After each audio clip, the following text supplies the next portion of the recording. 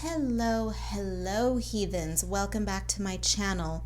If you have not already, do me a favor and hit that thumbs up button. Apparently, YouTube is using that as an indicator to show, never mind the public at large, but my own subscribers.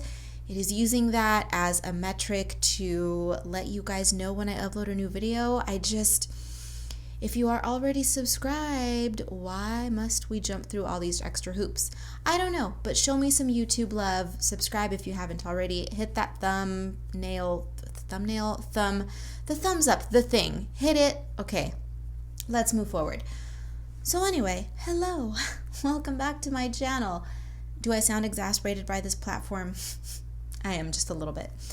Anyway, today I bring to you another one of my pep talks, although I think this may be a bit of a hybrid actually between my general pep talks and my get off your butt and do something encouragement chats, which I suppose are pep talks in a way, but in any case, it's a bit of a hybrid. There is no avoiding the conflagration that is the steaming trash pile of earth right now. We have been playing as a collective species Pac-Man with Lady Coco for months, and now institutionalized racial injustice has finally reached its boiling point.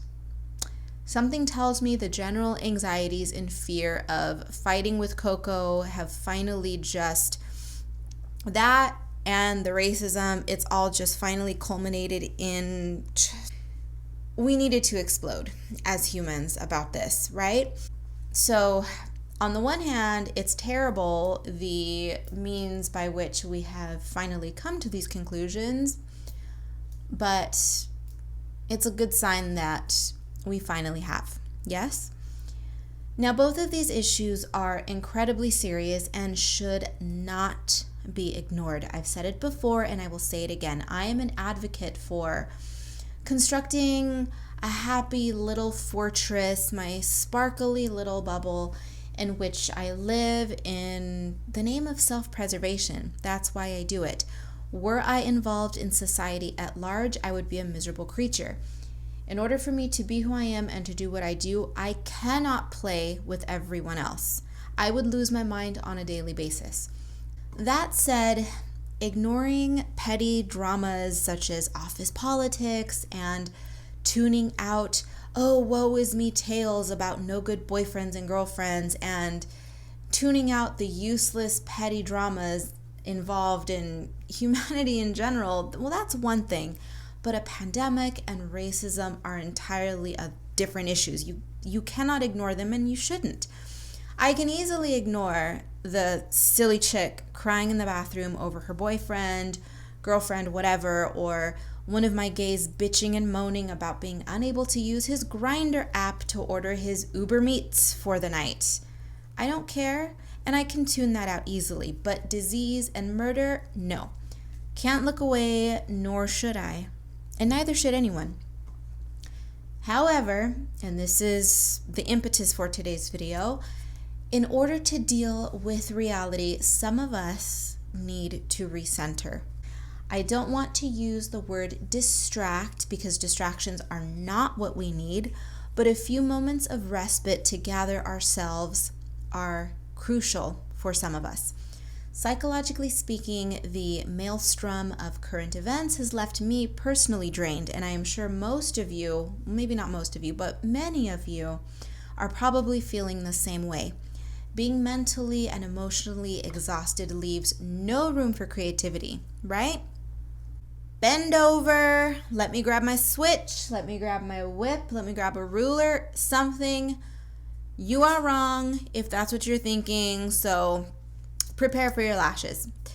Allow me to try to change your mind, or at least shift your thinking a little bit. Creative pursuits are what keep me in one piece. If I don't create, I will wither away. Period. But how can one find inspiration when the brain, heart, and soul are so full of muck that it's damn near impossible to think straight? How is that even possible? My solution is to look backward. So what do I mean by this? Well, exactly that. Look to your own creative past. Pull out an old sketchbook or a sketch that you scribbled on a tattered scrap of paper that has been lying around in a drawer for years. We all have them, right? We have those little post-it notes, those napkins, just whatever it is, in a journal, in a shoebox, somewhere that we thought were brilliant at the time, or at least kind of fun at the time, and then we told ourselves, one day I'll do something with this, and then never did. We all have them. So take that sketch or sketches and create a larger finished piece. Flesh out these ideas. It doesn't have to be anything profound, just do something with them. Technically speaking, these ideas were roughed out before you fell down this horribly dark rabbit hole that is 2020. So there is no need to invest too much thought into recreating them. Now is not the time for mental gymnastics. What we need right now is a smooth ride. Something that's going to keep us occupied without requiring too much thought. If you are not an artist, that's no excuse. It's perfectly fine. Pull out a coloring book and work on a page that you've been quote unquote meaning to get to but haven't. There's no such thing as the perfect time to do anything, so pull it out and practice your techniques at the very least. Don't think too much, just practice and play. If you are afraid of screwing up, screw up. Just do it. I can guarantee that you have plenty of other quote unquote meaning to get to coloring pages or sketches that have been waiting for you anyway, right? And some of them have probably been sitting around for years. So what's your excuse? You don't have one. You don't. As you can see from the situation that is currently happening on screen as I am speaking, I have done exactly as I am preaching. I returned from a blissfully idyllic road trip a few weeks ago, and frankly, just have not been interested in funneling my energies into creating anything too taxing. As soon as I returned from that road trip, this country blew up, and eventually the entire world has blown up. So it's just been doing a number on my brain. I can't create very much when my brain is buzzing with so much frustration and anger. I can't. So in order to quiet the demons, I've been pulling out older sketches and sketchbooks and have been fleshing them out, or at least I've been thinking about projects that I can do when I calm down a little bit. As with most of my illustrations, I have set no end goal here. I'm just using the sketches as a base and then loosely following them as a guide. Whatever happens, happens. All I know is that I am enjoying the process without overthinking and without allowing current events to overwhelm my mental state. It's helping to create a balance in my day that otherwise would be difficult if I was trying to work on something that required a bit more brain power.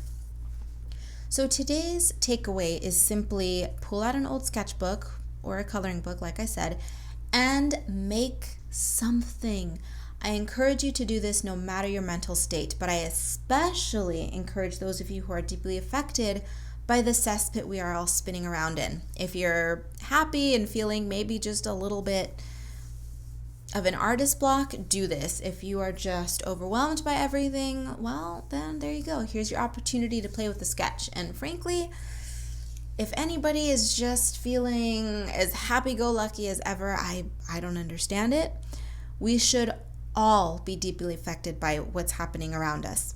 If you aren't, take a deep look at yourself and ask yourself why you are not. A lethal virus and the never-ending cycle of racism should strike a deep chord in everyone. Unless you're a robot. It just should. I have nothing else to say on that. So back to these illustrations. Both of these pieces were created with, surprise, surprise, a mix of materials as usual. All of the supplies that I used will be listed and or linked down below. Primarily, I used watercolor ink and gel pen. Also, both the original little sketches and the larger 8x10 pieces are available in my Etsy shop. It's a little difficult to I don't know if I'm going to insert the still shots at the end of this video, although I suppose I have to for my Etsy shop, right? For my Etsy listing.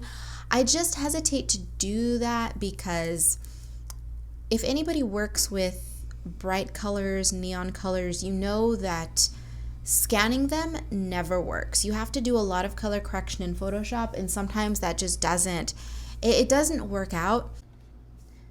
Hello, bebes. Editing me here.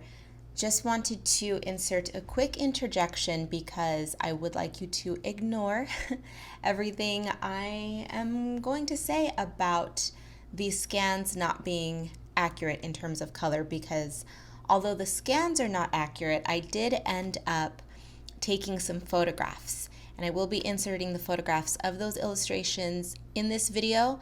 Those are accurate. So scans are terrible, but the photographs are accurate. Let's get on with it. So the most accurate color for these pieces is going to be my final shots of the pieces when I'm pivoting and twisting them around in front of the camera so that you can see all of the glitter effects. There you can see all of the neon colors that I used. If you use those kind of colors, you feel my pain. And on the subject of pain, I made a little boo-boo on the pink one. Oh, yes, I did. In the end, she turned out all right. I like her. She's very cute, but I struggled with this one because I stupidly mistook a sheet of cardstock for hot press watercolor paper. By the time I realized the travesty of my stupidity, I shrugged it off and kept moving, and like I said, it ended up working out.